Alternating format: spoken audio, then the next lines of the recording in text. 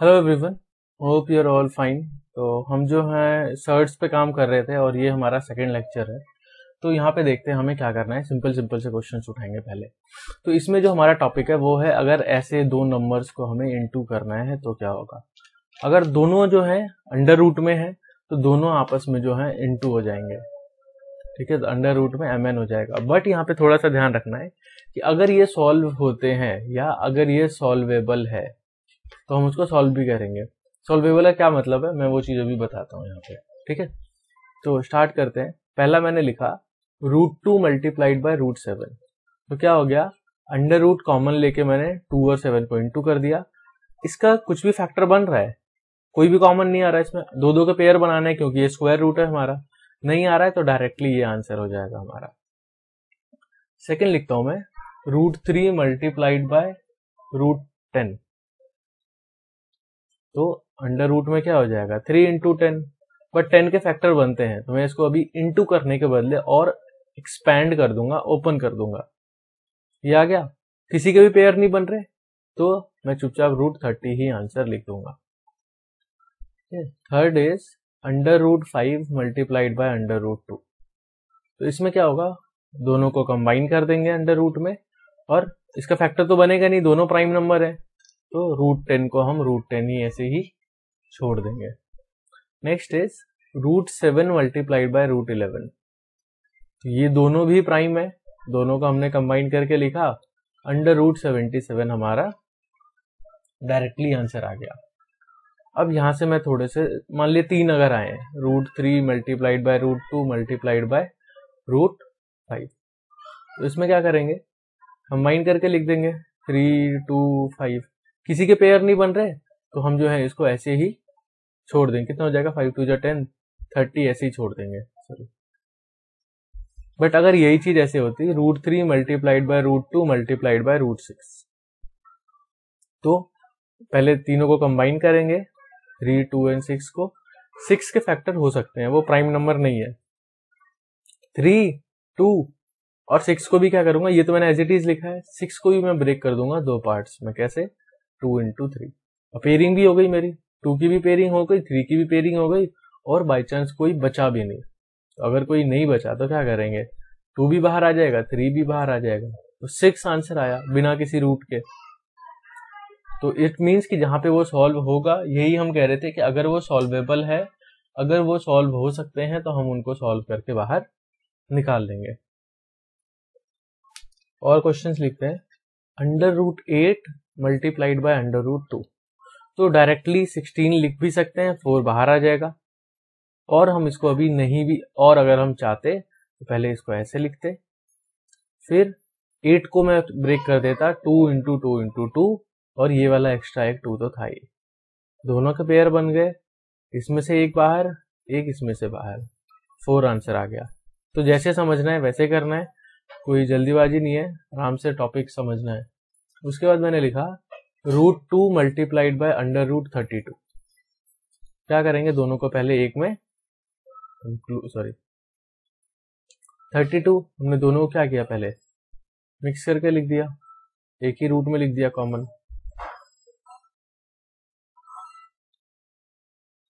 अब क्या कर रहा है, अंडर रूट में आते हैं।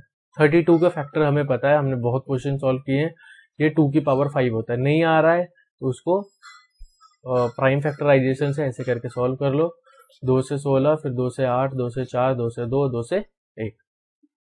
ठीक है, प्रॉपर इसको लिख के अब इसमें क्या कर रहे हैं, पेयरिंग करते हैं। इसके भी पेयर हो रहे हैं, इसके भी पेयर हो रहे हैं, इसके भी पेयर हो रहे हैं। इसमें से एक 2 बाहर आएगा, इसमें से एक 2 बाहर आएगा, इसमें से एक 2 बाहर आएगा। तो 8 आंसर आ गया, और ये पूरा सॉल्व भी हो गया, कोई रूट इसमें बचा भी नहीं। बट यही अगर होता, मान लिया √2 इंटू √16, तो वैसे तो √16 ही सॉल्व हो जाएगा। तो हम क्या कर सकते थे, ऐसे भी कर सकते हैं इसको, इसी ये डायरेक्टली सॉल्व हो गया, ये नहीं हुआ तो फिर मेरा बच गया 4√2। मान लिया मेरे माइंड में देखते ही डायरेक्ट नहीं आया, हो सकता है ऐसा कि मेरे माइंड में ना आए, तो क्या करेंगे, फिर आराम से वही बेसिक तरीका, दोनों को इंटू करेंगे, 16 के फैक्टर करेंगे, 2 इंटू 2 इंटू 2 इंटू 2। अब इसमें से क्या हुआ, ये चीज एक बाहर आ रही है, ये चीज एक बाहर आ रही है, एक 2 बाहर आ गया, एक और 2 बाहर आ गया, और ये रूट में ही रह जाएगा क्योंकि इसकी कोई पेयरिंग ही नहीं हुई। तो मेरा आंसर ऐसे भी 4√2 आया, जो कि मेरा यहाँ डायरेक्टली आया था। ठीक है, अगर मैं ऊपर वाले क्वेश्चन और इसको कंपेयर करूं तो डिफरेंस क्या आया है, वहां पे फिर सारे पेयर बन गए थे, 64 था। ठीक है, ऐसे था टोटल। तो मेरा क्या हुआ, ये भी पेयर, ये भी पेयर, ये भी पेयर, तो दोनों में से एक एक बाहर आया था, तभी मेरा आंसर 8 आया, ये रहा। इसमें क्या है, एक रह गया तो उसको रूट में ही छोड़ देंगे हम। ठीक है, उसको जो है, क्योंकि वो सॉल्व तो हो नहीं रहा, उसकी पेयरिंग नहीं हो रही है, तो वैसे ही रह जाएगा। नेक्स्ट क्वेश्चन उठाते हैं इसमें हम, √5 मल्टीप्लाइड बाय √10। तो क्या करेंगे, दोनों को पहले कंबाइन करेंगे। 10 के फैक्टर होते हुए दिख रहे हैं मुझे। 10 का क्या हो जाएगा, 2 इंटू 5, 5 इंटू 2 भी लिख सकता था ताकि 5 दोनों एक साथ आ जाए। तो 5 बाहर आ गया, 2 की पेयरिंग नहीं हुई थी, ऐसे ही रह जाएगा वो। बट यही अगर होता √5 इंटू √20, तो क्या करते, दोनों को पहले ऐसे कर देते। अब 20 के फैक्टर क्या होंगे, करना है पूरा सॉल्व करके, मैं ऐसे ही ओरली बता रहा हूं। 4 इंटू 5, 4 को फिर हम लिखेंगे 2 2, तो 2 2 जा 4, 5 जा 20। तो ऐसे नहीं आएगा डायरेक्टली, तो ऐसे आराम से निकाल लो, कोई दिक्कत नहीं है। अब इसमें पेयरिंग देखते हैं। तो मेरे को ये वाली पेयरिंग भी दिख रही है, सॉरी ये, और ये दोनों पेयरिंग भी दिख रही है। तो 2 भी बाहर, 5 भी बाहर, अंडर रूट में कुछ नहीं बचेगा। बट पिछले में इसकी पेयरिंग नहीं हुई, तो ये ऐसे ही रह गया इसमें। नेक्स्ट इज √2 इंटू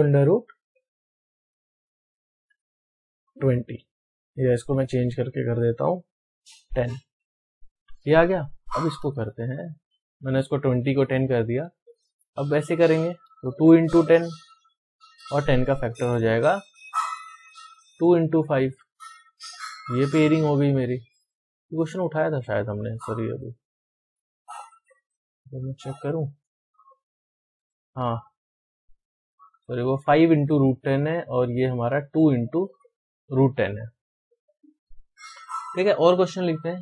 मान लिया मैंने लिखा √5 इंटू √10 और √10 इंटू √5, तो क्या होगा, अंडर रूट में कंबाइन कर देंगे दोनों को।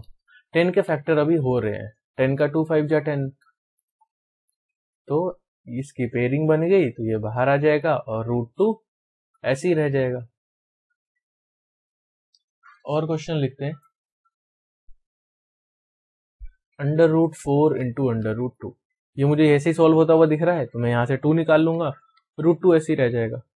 बट अगर मान लिया मेरे माइंड में ये चीज नहीं आई, तो मैं पहले अपने बेसिक तरीके से कंबाइन करूंगा, 4 के फैक्टर करूंगा। 4 का फैक्टर ये हो गया, ये वाला ऐसे ही है। अब इनमें से एक बाहर आ जाएगा, एक ऐसे ही रह जाएगा। तो 2 में से एक बाहर आएगा तो एक ही लिखेंगे, क्योंकि तभी तो वो स्क्वायर रूट से बाहर आएगा, दोनों रूट से कैसे बाहर आ सकता है। और कुछ क्वेश्चंस हैं हमारे पास, तो हम वो भी लिखते हैं। मान लिया मैंने लिखा √8 मल्टीप्लाइड बाय √5, कंबाइन कर देंगे 8 इंटू 5। अब 8 का फैक्टर होता है 2 इंटू 2 इंटू 2, 5 ऐसे ही। अब यहां देखते हैं इस वाले में क्या हुआ। इसकी पेयरिंग बनी और 2 अलग अलग नंबर हैं जो सिंगल सिंगल रह गए मेरे।